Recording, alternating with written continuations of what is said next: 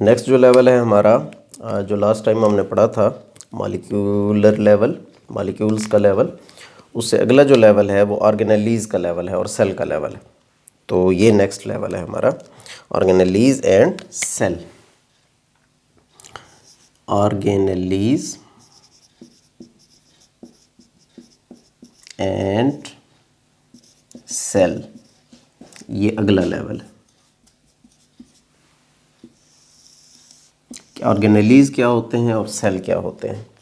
पिछला जो पढ़ा था वो मॉलिक्यूलर लेवल, ये मेन टॉपिक हमारा चल रहा है लेवल्स ऑफ बायोलॉजिकल ऑर्गेनाइजेशन, तो उसमें अगले देखें। ये असल में इस तरह होता है कि जो मॉलिक्यूल्स हमने पढ़े थे लास्ट, जिसमें हमने माइक्रो मॉलिक्यूल पढ़े थे, मैक्रो मॉलिक्यूल पढ़े थे, फिर बायोलॉजिकल ऑर्गेनाइजेशन में हमने ऑर्गेनिक और इनऑर्गेनिक में डिवाइड किया था, तो वो सारे मिलकर बनाते हैं ऑर्गेनेलीज़, ठीक है।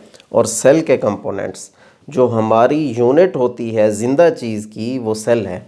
Cell is the basic unit of structure and function of life, ठीक है। ये मैं लिख देता हूँ यहाँ पे कि स्ट्रक्चरल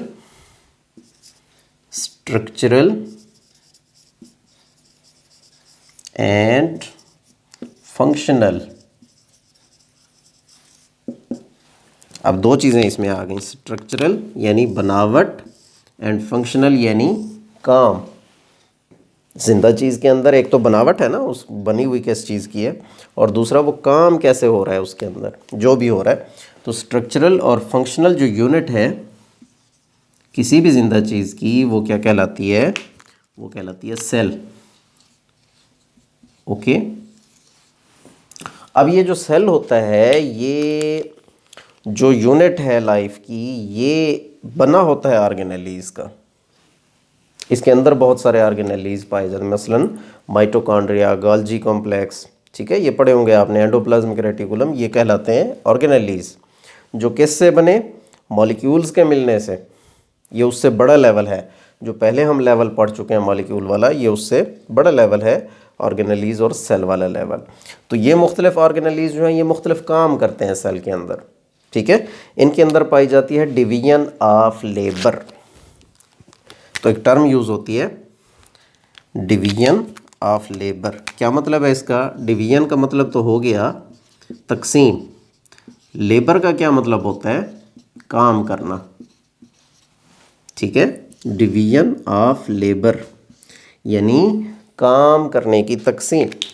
आप ये देखें, जैसे हमारा मुआशरा है, इसके अंदर काम करने की एक तकसीम है, और वो तकसीम इस तरह से है कि हर बंदे के ज़िम्मे एक मखसूस काम है जो मुआशरे के अंदर कर रहा है, ओके, तभी हमारा मुआशरा चल रहा है। अच्छा, दूसरी मैं मिसाल देता हूँ, हमारे अंदर मुख्तलिफ आर्गन्स हैं। आर्गन्स मीन्स आज़ा हमारे, जो जैसे हमारे हाथ हो गए, आँखें हो गई, ज़ुबान हो गई, कान हो गए, पाँव हो गए, हर आर्गन का अपना एक काम है, हार्ट हो गया, और वो काम वो कर रहा है, तभी पूरी बॉडी काम कर रही है, ओके। तो इसी तरह से ये डिवीजन ऑफ लेबर है हमारे सारे आर्गन्स की, कि हाथ ने डिवाइड कर लिया काम कि मैंने ये लिखना है इससे, आँख ने देखने का काम।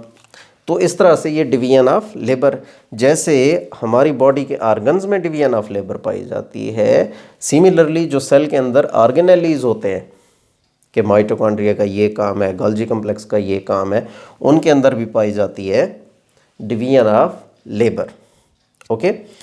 हाँ, यहाँ पे ये फ़र्क आ जाता है, सेल दो तरह के हैं, जो बेसिकली सेल दो तरह के होते हैं।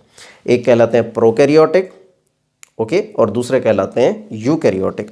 जो प्रोकैरियोटिक होते हैं उनमें न्यूक्लियस नहीं होता, वो पहले वाले सेल हैं प्रोकैरियोटिक,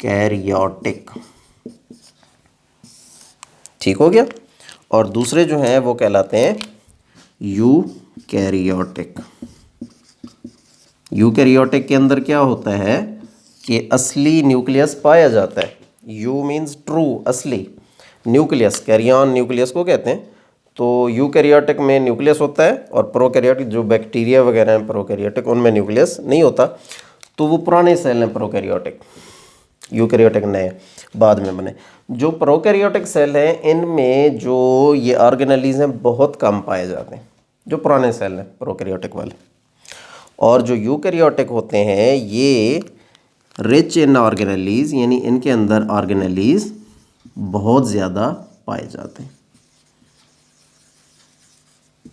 खुसूसन जो मेम्ब्रेन बाउंड ऑर्गेनेलीज, यानी ऐसे ऑर्गेनेलीज जिनके इर्द गिर्द मेम्ब्रेन होती है, वो यूकैरियोट्स में पाए जाते हैं, जबकि प्रोकैरियोट्स में ना होने के बराबर होते हैं जो ऑर्गेनेलीज हैं। ओके। और हाँ, अलबत्ता यहाँ पे ये कहा जा सकता है कि एक सेल मेम्ब्रेन होती है जिसे प्लाज्मा मेम्ब्रेन कहते हैं, जो सेल के इर्द गिर्द होती है, जिसने सेल को घेरा हुआ होता है, वो वाली सेल मेम्ब्रेन वो दोनों तरह के सेल्स में पाई जाती है, बल्कि सभी सेल्स में पाई जाती है, यानी सेल्स का मेन कंपोनेंट है। ठीक है, जो सेल मेम्ब्रेन है। याद रखें कि सेल मेम्ब्रेन हर सेल में पाई जाती है। ऑब्जेक्टिव आ सकती है, कोई एमसीक्यूज आ सकते हैं इस तरह के कि सेल मेम्ब्रेन किस सेल में पाई जाती है और किस में नहीं पाई जाती। तो याद रखें हमेशा कि सेल मेम्ब्रेन हर सेल में पाई जाती है, चाहे वो प्रोकैरियोटिक है, चाहे वो यूकैरियोटिक है, चाहे वो जैसा भी। ओके, ये लाजमी हिस्सा है उसका। हाँ, अलबत्ता ऑर्गेनेलीज जो हैं वो कुछ पाए जाते हैं प्रोकैरियोट्स में, जैसे राइबोसोम वगैरह हो गया, लेकिन ज़्यादातर जो ऑर्गेनेलीज हैं वो सारे के सारे तकरीबन यूकैरियोट्स में पाए जाते हैं। ओके, तो ये लेवल उससे बड़ा है ऑर्गेनेलीज एंड सेल वाला। उसके बाद टिश्यू लेवल है। ठीक है, ये भी थोड़ा सा देख लेते हैं। जो टिश्यू लेवल है, टिश्यू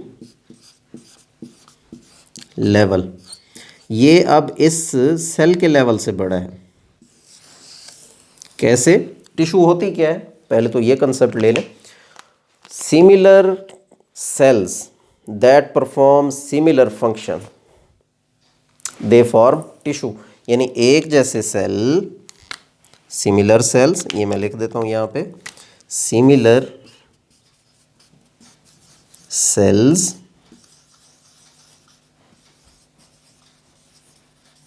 परफॉर्मिंग सिमिलर फंक्शन। नज़र आ रहा है? उम्मीद है आ रहा होगा। Similar sales performing similar function, तो दे फॉर्म टिश्यू, यानी एक जैसे सेल जो एक जैसा काम कर रहे हो। सिमिलर सेल्स, एक जैसे cell, performing similar function.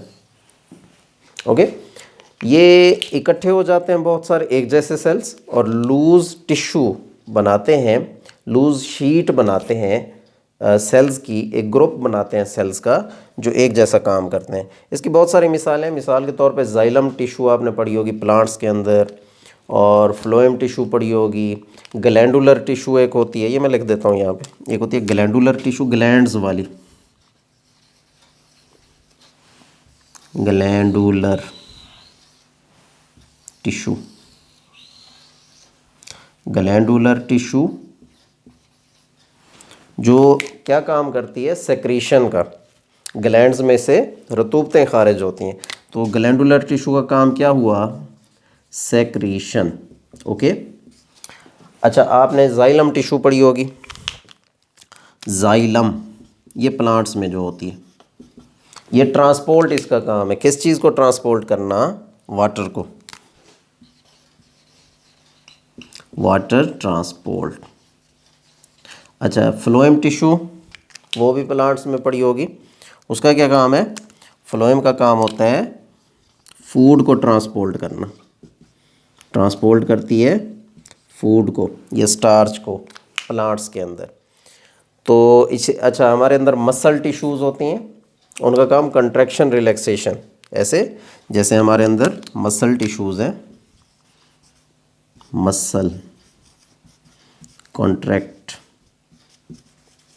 Okay, तो इस तरह की बहुत सारी टिश्यूज़ हैं जिनके डिफरेंट काम हैं, और वो सिमिलर सेल्स ही उसके अंदर होते हैं जो सिमिलर फंक्शन परफॉर्म कर रहे होते हैं।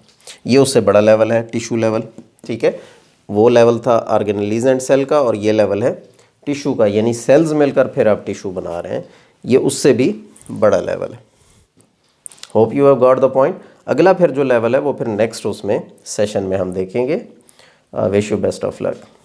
अल्लाह हाफ़िज़।